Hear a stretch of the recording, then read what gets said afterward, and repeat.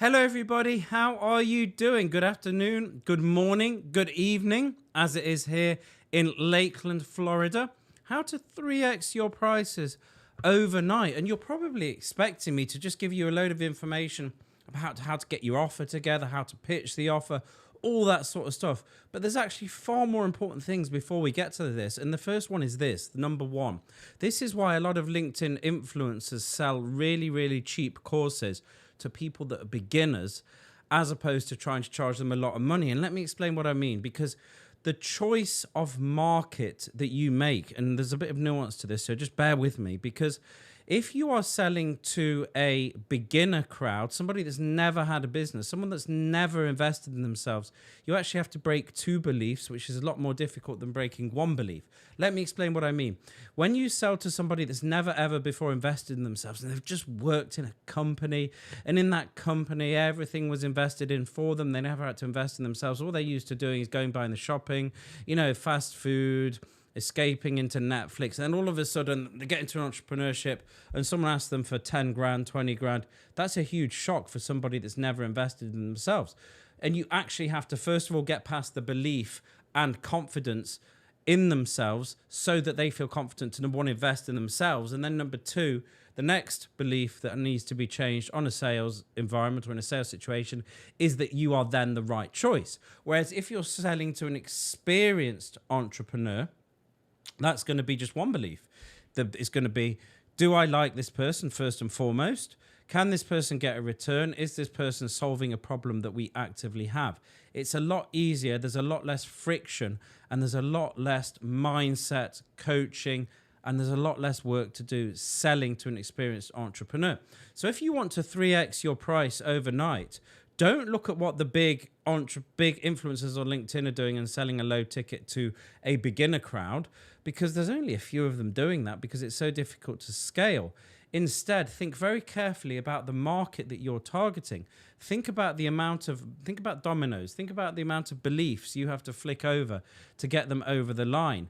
The more experienced the entrepreneur, the bigger the business, the more complex the problem up to a certain point, then the easier it is to 3x your prices overnight. And that's the first one. The second one is something that a lot of people miss. And I've completely forgotten what the second one is. Bear with me. Oh, okay, I know what the problem is. So this is the problem with going live. I've been challenging myself to go live. So just as an interim point, challenge yourself, push yourself, because all progress happens outside the comfort zone. And I don't mind showing up live and completely fluffing my words, because every time you do this, you get better and you recover from it. An entrepreneur is a bit like that. You can't have a problem with problems. Okay, here it is. So the biggest issue, number two, is this. A lot of people that we speak to, when I say we speak to, 7 years in business, hundreds of clients that I've interacted one-on-one, thousands more where we've sold courses to, a lot of experience in the industry. A lot of people come to us and they have had this belief conditioned in them from other coaching environments, or containers, I think is the word these days, that you have to have an offer. I don't think Alex Hormozi's book helped with this, but you have to have an offer. You have to think really carefully about what you price your offer as, what your promise is to the market, and then you get this offer and then you take it to the market. That's what I call product orientation. You're taking a product and you're trying to force it into the market. When you're actually getting going and when you actually want to increase your prices, you need to flip this 180 and do what I call market orientation. What's market orientation? So when I go on a call, I will know, broadly speaking, we have three kinds of offers. We have kind of three price points, depending on the amount of work we'll need to do, depending on the complexity of the problem that needs to be solved, depending on what the individual that needs help tells us they need help with. They will give us the context, their information. We will give them the content, our pitch. We don't go with a pre-planned pitch. We don't go with a pre-planned price sometimes, but we do have a menu. Does that make sense? So let me give you an example of this. So you go on a call, and the first part of any sales call should be very simple. It's obviously get rapport out of the way, but then you're going to explore, understand, and delve deeply into what's going on in that person's business. Spin selling, I like to go to this at the beginning of the call. Situation, what do they do? What's their business? How long it's been going? Where are they in it? The general situation. Then problems, I like to delve into problems. What's problems? I always use the analogy going camping, right? You'll skate around, you'll be asking questions, and then you'll hear some sort of inflection. You'll hear the voice shudder. You'll hear a bit of emotion on a certain point. Let's just say for the sake of argument's sake on this, you'll hear turnover. Turnover is an issue. Oh, yeah, it's an issue. I'm overworking, whatever. What you do is you literally, metaphorically speaking, imagine you're going camping. Imagine you're in a car. You're driving round in the car. You see a campsite, a good place to camp. You stop the car. You get out the car. You pitch the tent. You get the camp stove up. You get your marshmallows going. You sit around the campfire. You are there for the night. You go camping. That's what you do when you get into the problems. You understand the problem behind the problem behind the problem, and you go deep. You go deep and you understand. And then at the end of the call, you don't throw all that stuff they've just gone out, told you out the window, and go back to your pitch or go back to your thing or your price point. You look at the situation and you ask, and this is, by the way, this removes all mindset issues from calls. You ask yourself, number one, can I solve this problem? And if it's not a F, yes, don't pitch. If it's a 100% beyond reasonable doubt, yes, you continue. Can I solve this problem? Yes. How much effort is that going to take for me, roughly? How much would I feel good about charging for that so that the client can get a 10x, 5 to 10x return in 6 months? That's it. That's it. If you can tick those 3 boxes, you would then just tell the client how you would help them to solve the problem that they've done. So you would reference the problem. Well, first of all, Mr. Client, you told me this. So first of all, we're going to do A, B, C to get past X, Y, Z. Then you said you got a problem with retention. So we'll do A, B, C to get past X, Y, Z.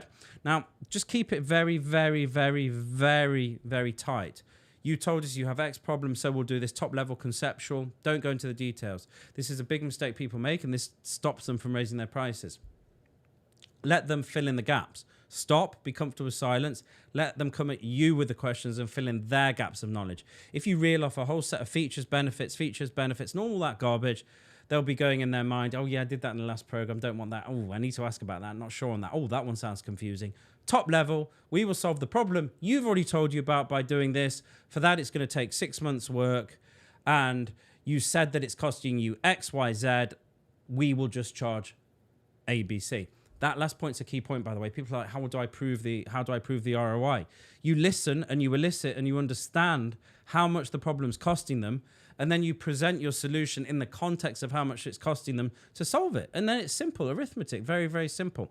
That's how you do it on the call, rather than going with a rigid approach to it. Number 3, this is a big one. We had a lady join the program, I think it was like 3 months ago, and there were some red flags, and generally there were some red flags. We always give people the benefit of the doubt, but there were some red flags. There was a lot of indecision. Yes, I'm doing it. No, I'm not. Yes, I'm doing it. No, I'm not. Pages full of questions, lots of uncertainty. They were a beginner to a certain degree, but the biggest problem they had in their business was they weren't a beginner. They were speaking to people. They were doing calls, and they were like, Mark, I'm really struggling to close the calls. I don't feel certain. People don't have faith in me. And do you know what happened after 3 days? Because we have this thing where anyone comes in, we can part ways within 2 weeks. Because it's for both of us. It's for us and it's for the client, right? She's like, yeah, she was gone and was not respectful, was not compassionate, was not loving about it. There was just something off below the surface. But the reason I'm telling you this is the exact problems that she had in her business were exactly the same as the way she behaved and acted coming into the program, the way she bought. Because here's the thing, you sell how you buy. You sell how you buy. That's it. When it comes to anything you do in business, you don't get what you want, you get who you are. The way you behave, the way you do things when nobody's looking, that's who you are. And that's how things carry through from how you behave when you're buying something is how you're subconsciously going to be selling. If you are a nightmare when you're buying, you're a cheapskate, you're discounting, you take advantage, you see it as a conflict manipulation and all that sort of stuff, then of course the clients that you come in and you get on the phone are going to be exactly the same. So actually the best way to raise your prices is to value the people you speak to. Look for their expertise, be open-minded, exploratory, understand in depth without being difficult, without having all the information, because you never have the information, and make quick decisions, because deciding not to make a quick decision is a decision in of itself, and you will see that come back tenfold. So that has been my LinkedIn live for today.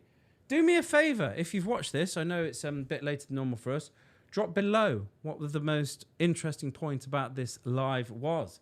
I will see you all soon. Bye-bye.